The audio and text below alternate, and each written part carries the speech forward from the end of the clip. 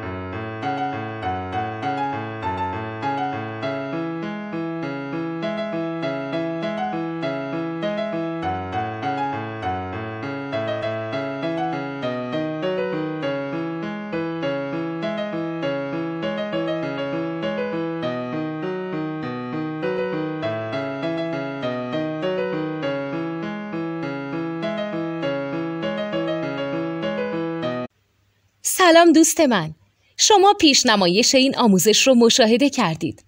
برای دیدن آموزش به صورت کامل میتونید به وبسایت نوت 2 که مرجع آموزش موسیقی هست مراجعه کنید.